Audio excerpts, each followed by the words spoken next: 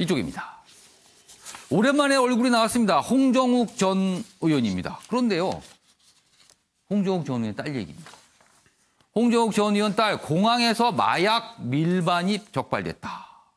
뭐 변종 대마 카트리지 그리고 LSD. LSD가 뭡니까? 이게 무슨 그쪽 계통의 이름인 것 같아요. 이런 걸 소지한 혐의로 적발이 됐어요. 구속영장은 그런데 기각이 됐습니다. 그리고 홍 전 의원 재불찰이다. 죄송합니다. 딸이 잘못했는데 아버지가 사과를 한 거예요. 다음 기사 또 보시죠. 이쪽입니다. 마약 밀반입 홍정욱 전 의원 딸 구속영장 기각됐다. 이제 법원은 이렇게 판단했습니다. 도주의 우려는 없다. 그리고 뭐 굳이 구속할 것까지는 아닌 것 같다. 뭐 이런 거예요. 뭐 카트리지 대마 숨겨 이렇게 다 적발됐습니다. 홍 전 의원 모든 것이 저의 불찰 뭐 사과문인데 그 사과문 좀 읽어드리겠습니다. 여기 보시면 이렇습니다. 페이스북에 글을 올렸습니다. 모든 것이 자식을 제대로 가르치지 못한 저의 불찰입니다. 못난 아버지로서 고개 숙여 사과드리며 제게 보내시는 어떤 질책도 달게 받겠다. 이렇게 얘기를 했습니다. 양절 변호사. 그렇죠. 뭐 보호자니까 아버지의 책임이지만 사실 자식이 잘못하는 거 부모가 글쎄 이게 뭐 책임 얘기를 하긴 했습니다만 저희가 좀 생각해 볼 거는 사실 홍정욱 전 의원의 딸이 유학생이에요. 미국에서 대학을 다니잖아요. 근데 지금 심심치 않게 이 유학생들이 마약을 뭐 흡입했다든가 아니면 마약을 국내로 뭐 들어오다 적발되는 경우가 좀 꽤 많이 생기고 있어요. 최근에 SK나 현대가 3세들 그 CJ의 후손이 이재호 저쪽도 뭐 구속이 됐었죠. 자발적 구속을 요청했고. 근데 지금 정확하게 지적을 하신 게요.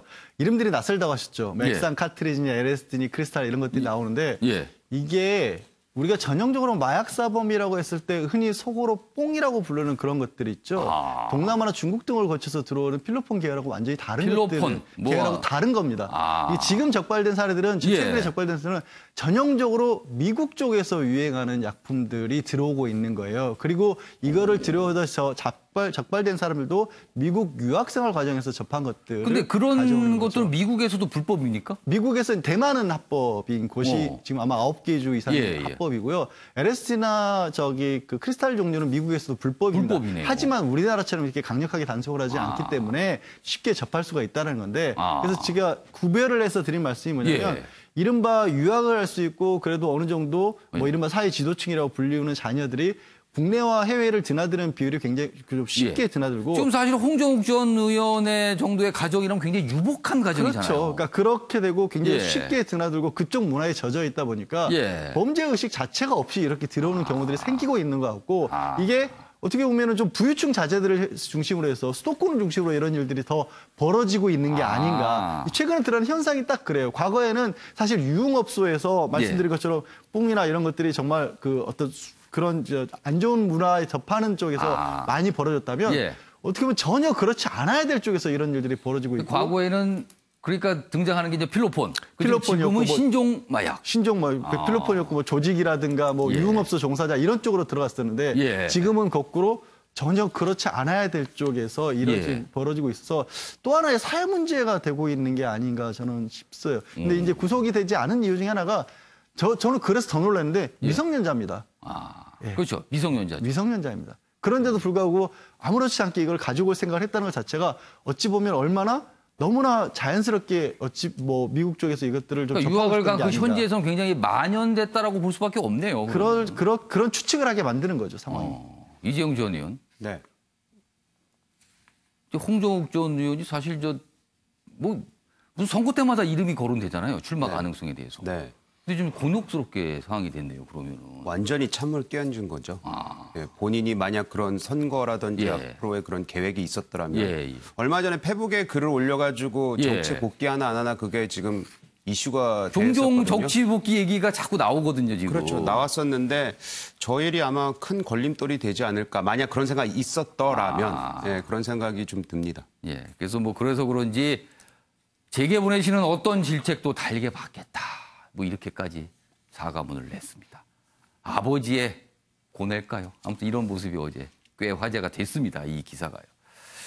자, 이번에는 고유정 기사 어제도 재판이 있었습니다. 또 뭐 몇 가지 얘기가 좀 나왔습니다. 보시죠. 여기 있습니다. 고유정 의붓아들 살해 혐의 추가됐습니다. 경찰 최종 결론 내리고 검찰에 송치했어요.